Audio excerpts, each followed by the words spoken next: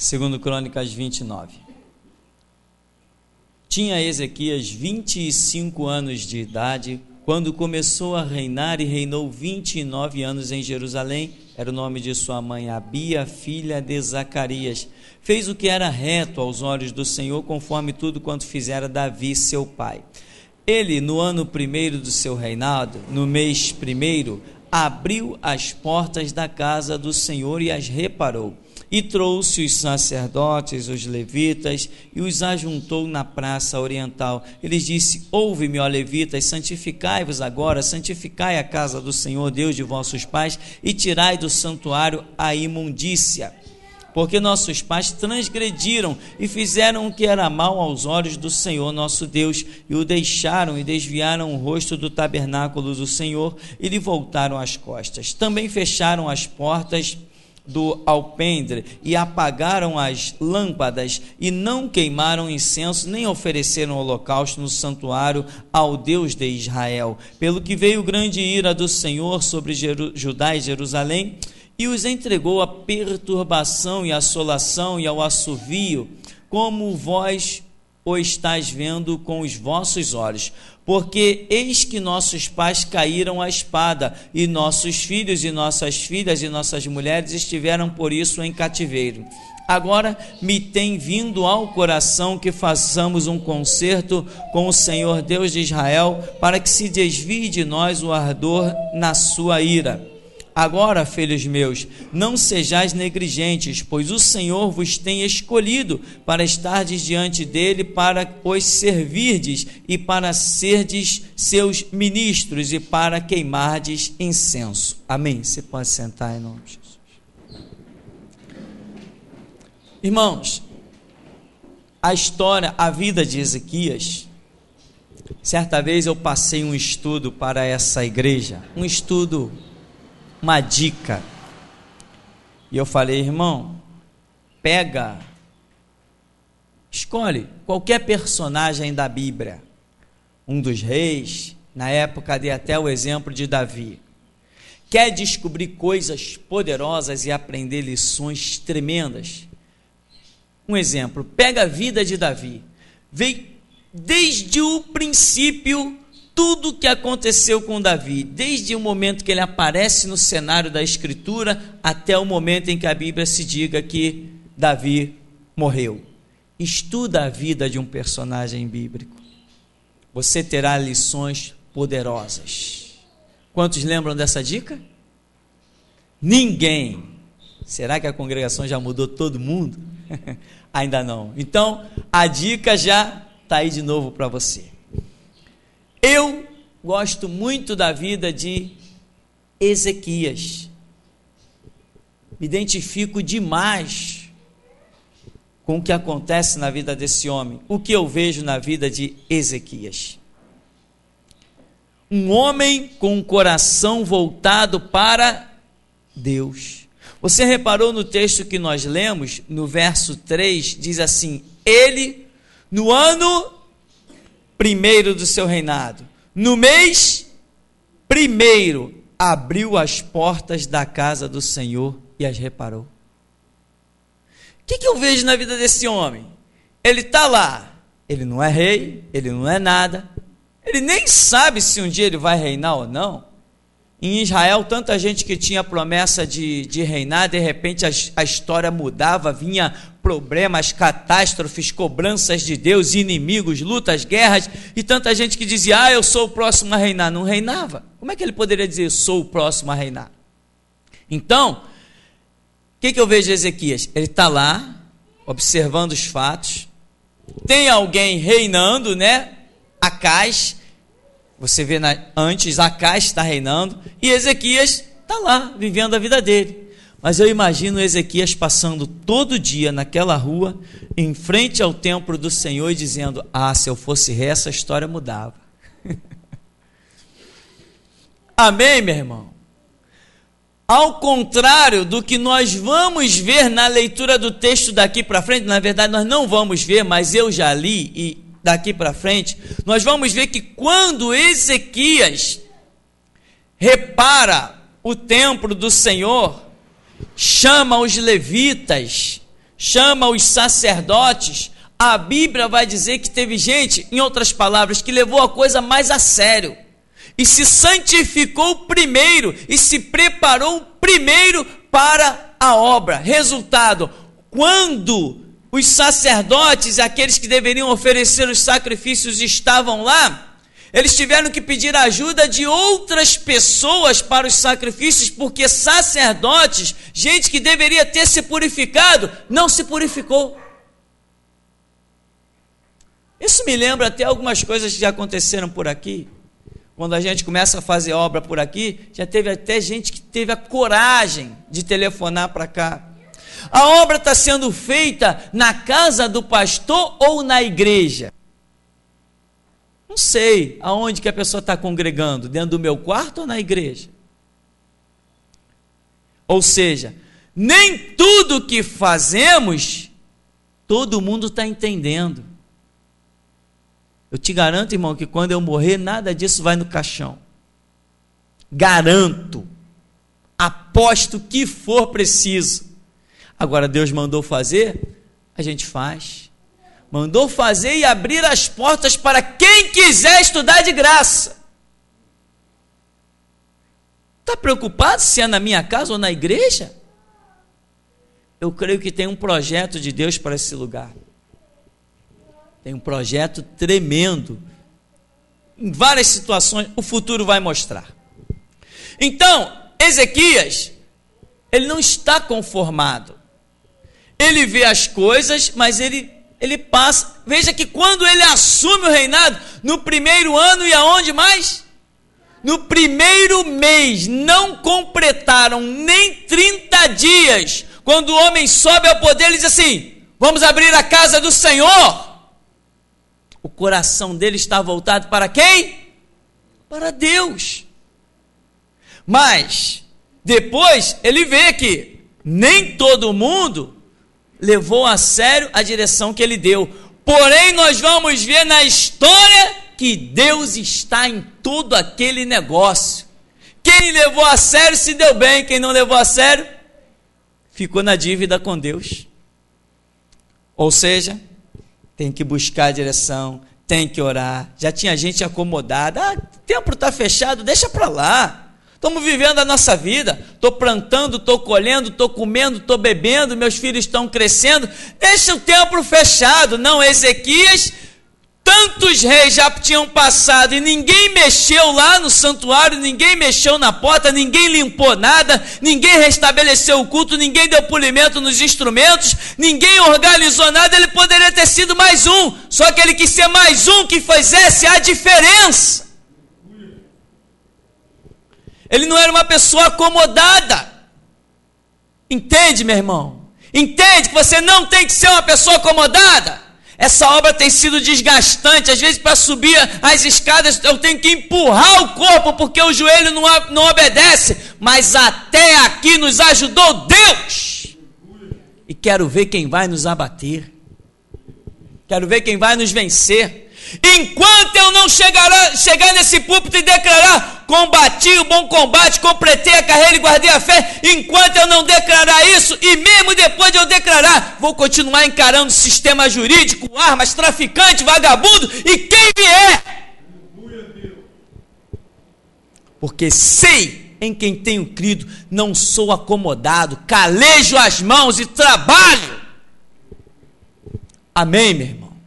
É assim que você tem que ser, calejar as mãos e trabalhar, não só no teu dia a dia, porque todo mundo tem que trabalhar, não só no seu dia a dia, mas muito mais, caleje as mãos para Jesus Cristo. Você vai colher, e vai colher muito, vai colher de uma maneira que você não vai ter nem, se fosse colocar em cestos, nem os cestos, todos os cestos da terra caberiam, a bênção de Deus que tem para colher na sua vida. Então, Ezequias, ele assume o poder, assume o reinado, né? Que poder só Deus tem. Ele assume o reinado para servir a Deus como rei, e ele logo, aqui diz, Ezequias manda purificar o templo. Aí, em cima do verso 12, os levitas purificam o templo. Em cima do verso 20, Ezequias restabelece o culto de Deus. Qual era a visão de Ezequias? Restabelecer o culto de Deus. Não era ser mais um mercenário usando o templo como fonte de riqueza. Como no tempo de Jesus, o mercado do templo, gente vendendo, gente enganando, gente vendendo animais defeituosos para oferecer a Deus. Ezequias não tem essa visão. Aqui diz que ele estabelece o culto de Deus. Ele não estabeleceu um sistema mercenário, mercantilista, um sistema de roubo, de ladroices, de engano, de mentira. Ele estabeleceu o culto a Deus, e nós vamos ver como Deus foi com esse homem. Então olha a vida de Ezequias. Assume, vamos abrir a casa do Senhor, purifica, pega os instrumentos de Davi, traz tudo para cá, vamos cantar, vamos louvar, vamos purificar o templo, chame os levitas, chame os sacerdotes, vamos restaurar. Colocou todo mundo na praça e pregou para eles: esforçai-vos. Sabe por que nossos pais caíram à espada? Sabe por que nossas esposas foram levadas cativas? Sabe por que nossos filhos nós ficamos desfilhados dos nossos filhos? Foi porque os nossos pais, os nossos antepassados não cultuaram a Deus. Vamos cultuar a Deus e vamos ver quem vai nos destruir. Vamos glorificar a Deus e vamos ver que exército passará pelos muros de Jerusalém. Vamos servir ao único e verdadeiro Deus e nós veremos que só Ele é Deus. É isso que Ezequias está dizendo para o povo. Purifiquem-se, santifiquem-se, porque só o Senhor é Deus. Restaura as portas do templo, restaura o altar, restaura o santuário, o santo dos santos, tira a poeira das cortinas, vamos valorizar as coisas de Deus. Daqui a pouco, Ezequias está onde? Com uma atitude dessa, onde Ezequias está? No centro da vontade de Deus. Porque quem busca glorificar e servir a Deus está no centro da vontade de Deus. O centro da vontade de Deus eu entendo que é o que Jesus falou: as minhas ovelhas eu as tenho na palma da minha mão e ninguém as pode arrebatar. Daqui a pouco nós vamos ver para frente, já que Ezequias consegue chegar ao centro da vontade de Deus, daqui a pouco vem um pateta gritar nos muros. Lembra? Daqui a pouco vem alguém gritar nas portas de Jerusalém: vamos invadir aí. Não lembra? Irmão, você quer o centro da vontade de Deus? Então se prepare para alguém tentar te afrontar. Não é isso que acontece?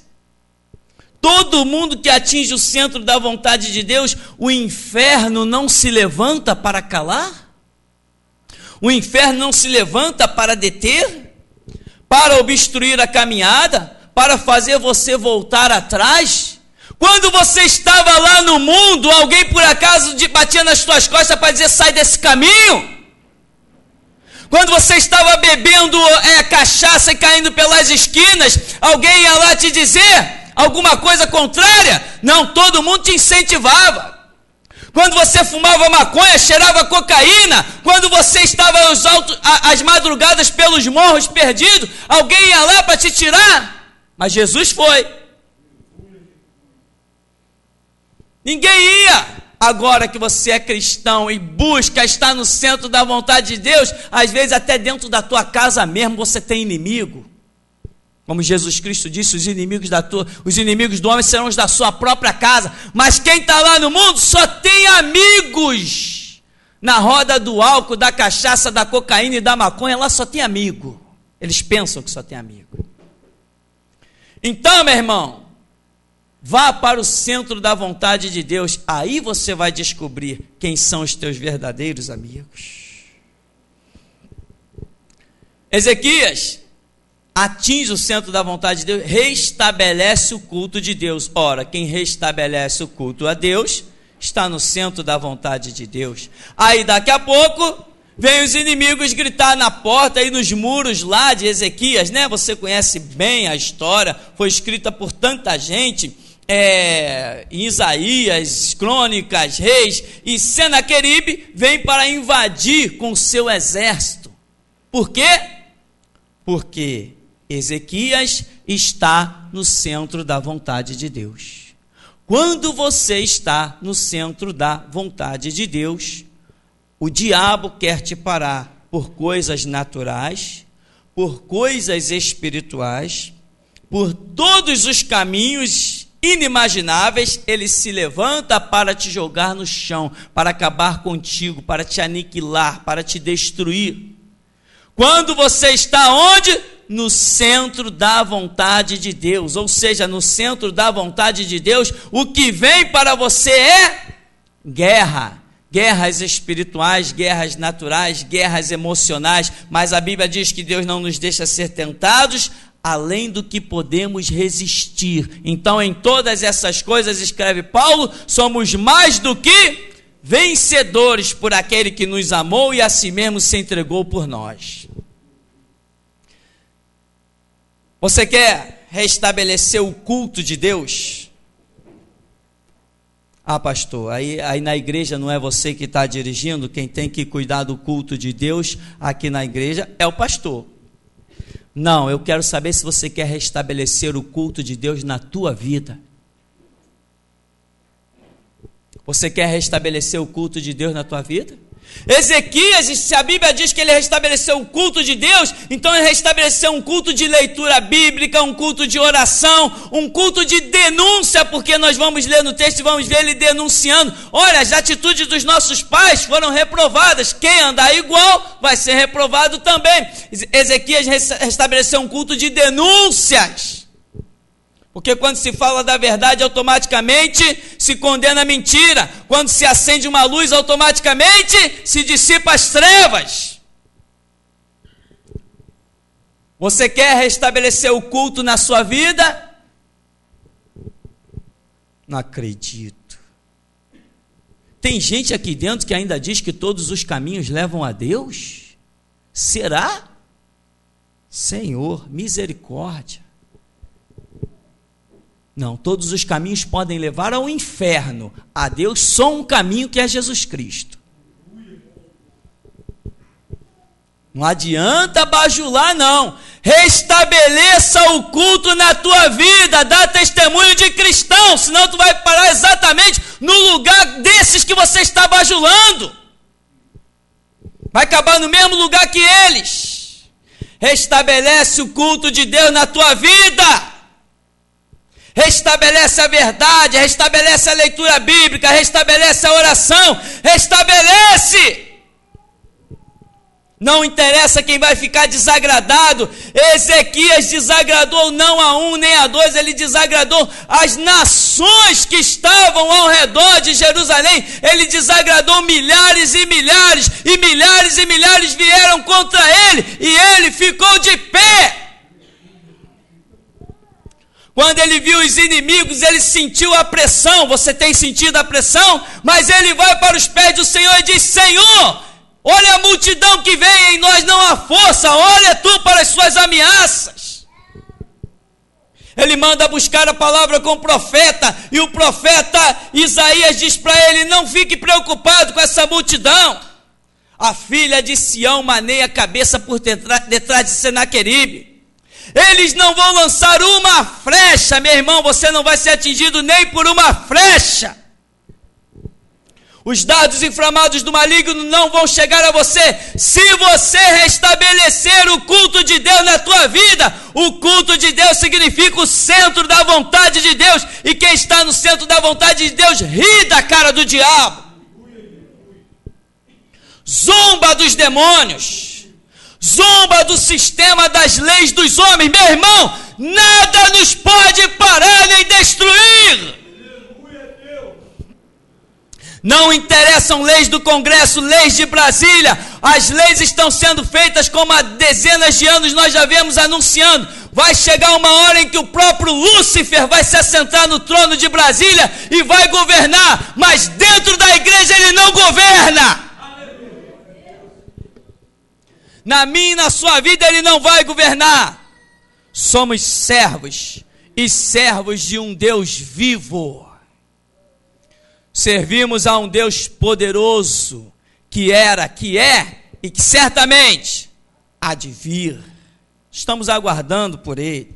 Ou nós vamos ao encontro dele, ou Ele vem ao nosso, mas que essa união vai acontecer, vai. Você quer restabelecer o culto de Deus na sua vida?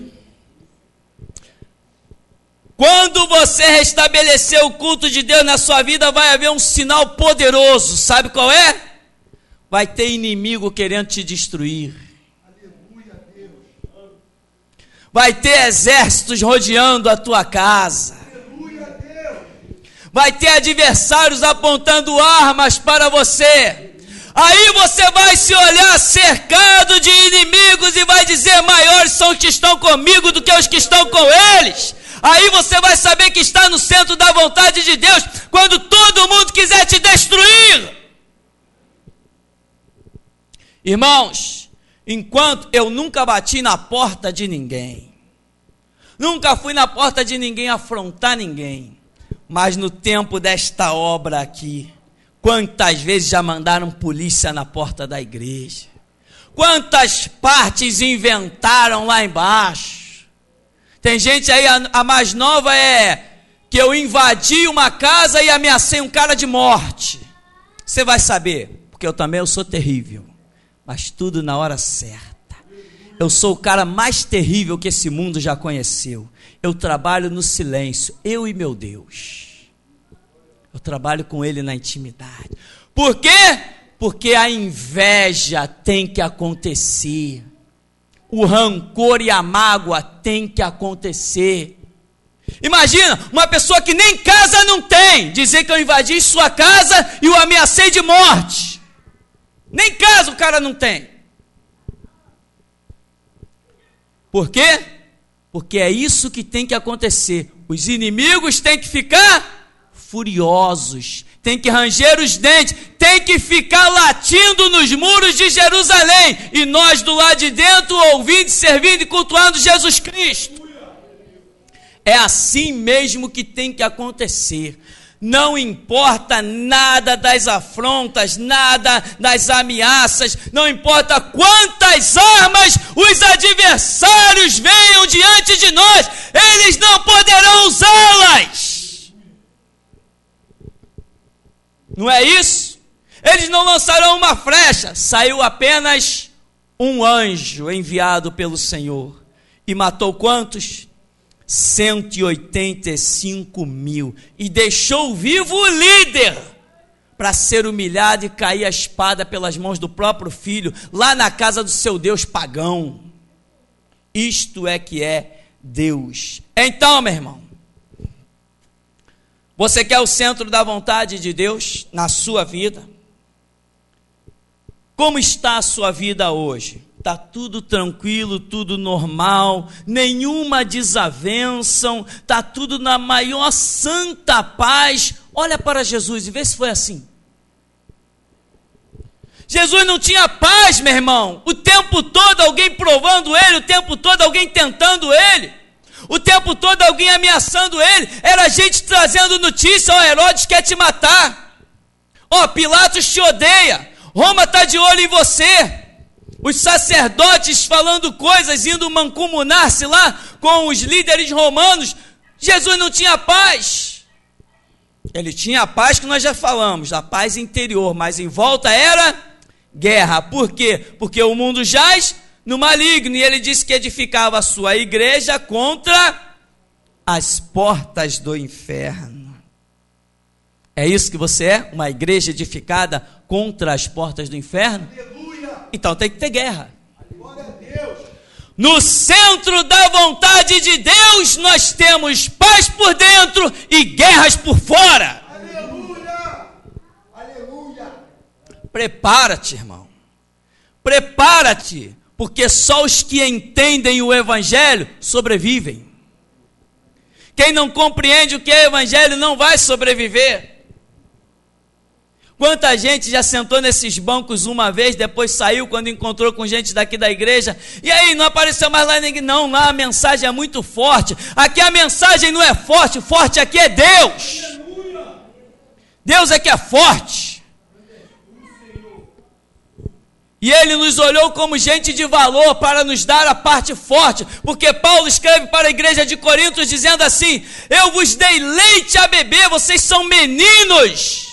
O que eu preguei para vocês é coisa de criança, porque vocês não podem suportar coisas fortes, mas aqui nesse lugar Jesus Cristo tem dito: eu tenho dado do melhor. Tem que se preparar. Viver com Cristo é ter a decisão de ir até a morte com Cristo. Centro da vontade de Deus. Sempre que você ver alguém entrando no centro da vontade de Deus, você vê a guerra se levantando. Gideão é um chamado que me chama a atenção também. Gideão está ali malhando trigo. Não sei qual era a vida de Gideão, porque a Bíblia não mostra antes daquele episódio como era a vida de Gideão. Mas o anjo se manifesta para Gideão, acreditamos até que o anjo do Senhor.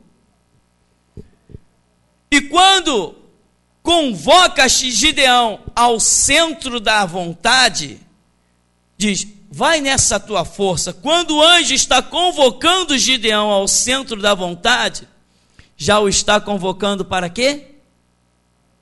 Para uma guerra. Você quer o centro da vontade de Deus, meu irmão?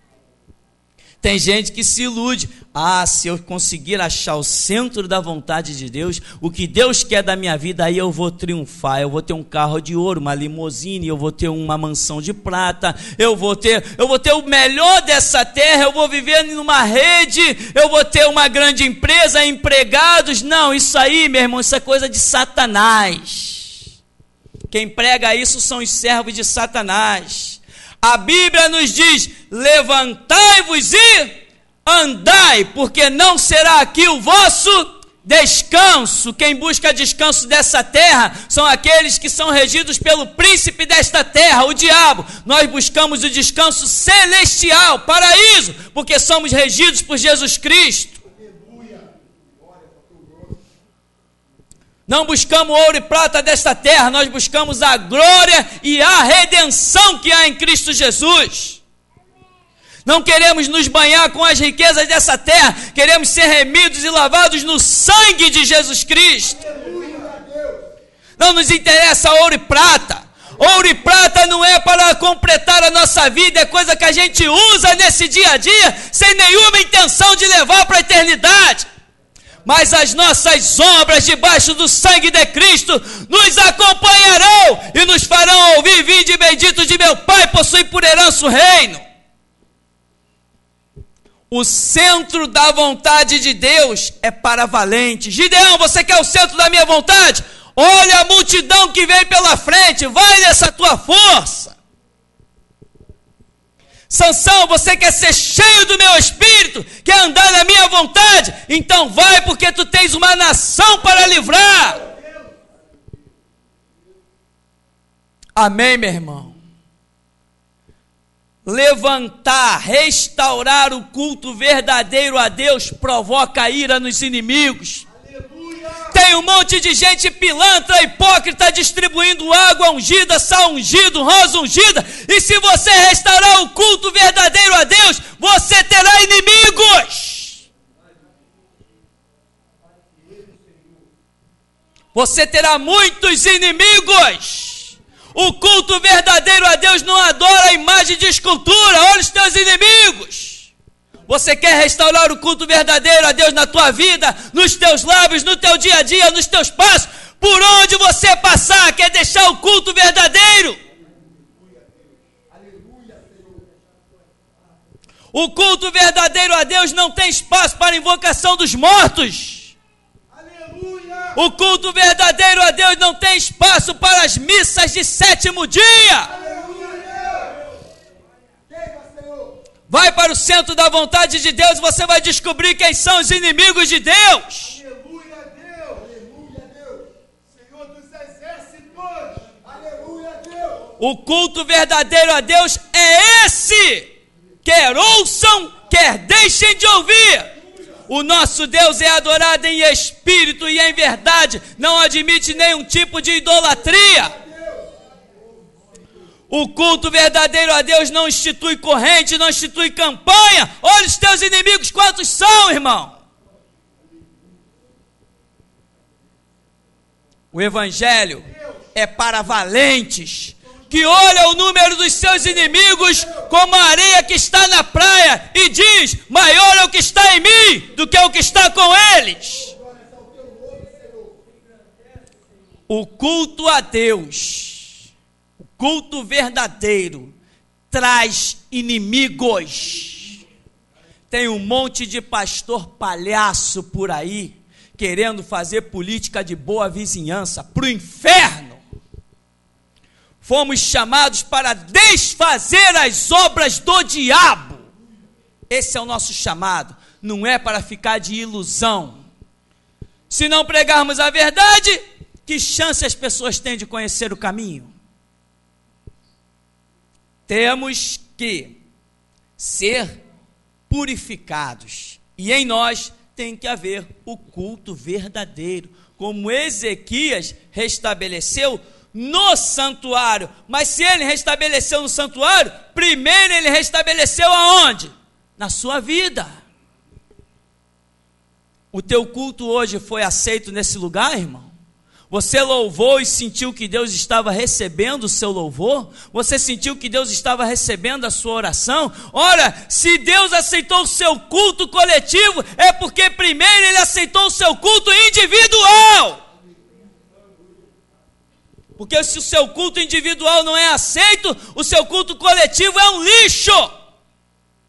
Esteja até dentro da igreja. Então, o que é o centro da vontade de Deus?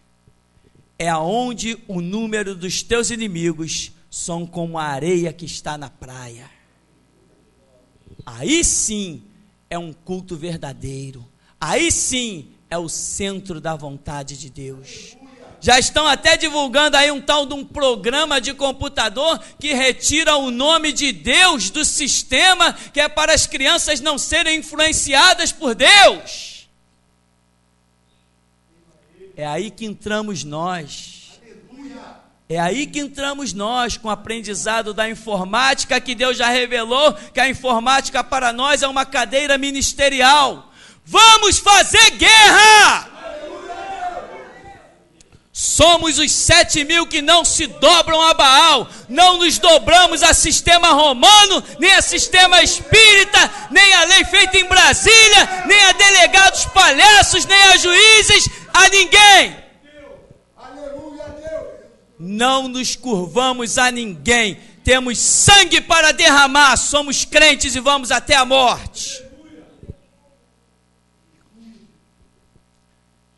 Quando terminarmos esta obra que estamos realizando, quando terminarmos esta obra, o mundo será sacudido.